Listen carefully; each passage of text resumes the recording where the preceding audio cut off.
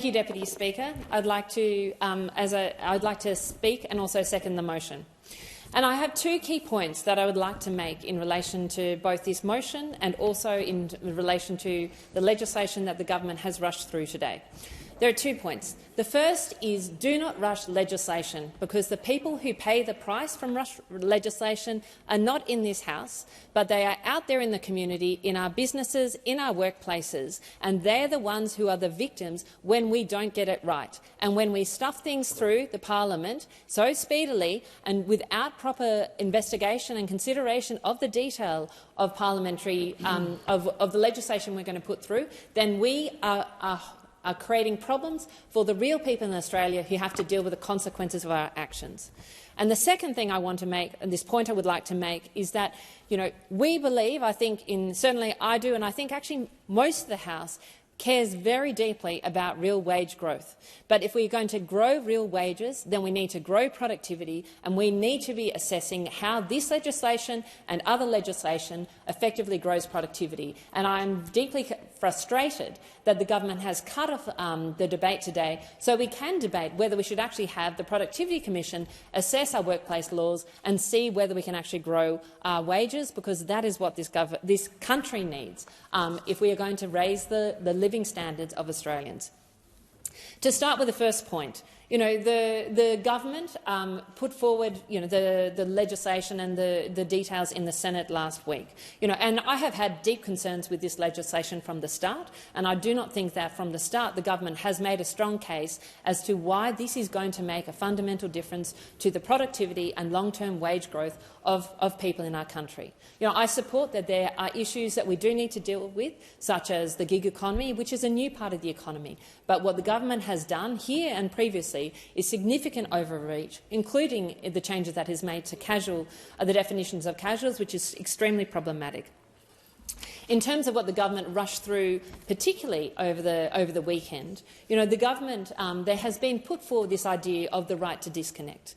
Now I feel very strongly actually that it is important for people to be able to take a break from work, and to be able to do that and to work with their employers to make sure that they can do that in a way that works with their family life but also works for the employer. However, the way to do this is not to rush through legislation where we didn't get the amendments until Thursday, and then we we get the details on Monday where we are forced to vote. Now, one of the things that I do in my electorate is try and talk to people, because most of my businesses do not spend their time watching Question Time, thankfully, because it's a waste of time. They don't spend time reading through detailed IR legislation amendments coming out of the Senate. They are too busy running their businesses and doing their job. Then the problem is what the government is doing today, as it has done previously, is it rushes through legislation, and then the community, the business community, not just the peak bodies, but the small businesses, the medium businesses, who are actually going to have to deal with this legislation, who are actually going to have to deal with how this affects their staff and make this work, they have no chance to engage on this and really give us our thoughts on what is going to happen. They just pass it. We pass it, and they have to live with the consequences.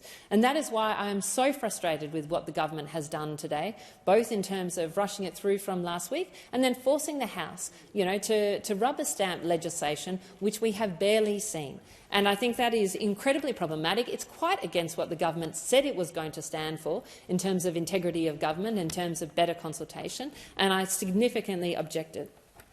And the last piece I want to make is really about real wage growth. Now, I have sat here in the House and listened time and time again the Leader of the House lecture about its desire to push up real wages. And he and I have 100% on the same page on the desire to push up real wages. But I think if he is serious, and if the government is serious about pushing up real wages, then it should have absolutely no problem in getting the Productivity Commission to look at what the implications are of workplace legislation, including these changes, will be on real wages. Because we know that the only way that real wages grow is through productivity growth. but the government is rejecting even a debate on whether the Productivity Commission can look at workplace laws. And I look at the E61 legislation, showed that previous Labor governments have pushed through a legislation that's meant to help workers, actually ended up with more workers in the casual sector and more money going to capital instead of labour.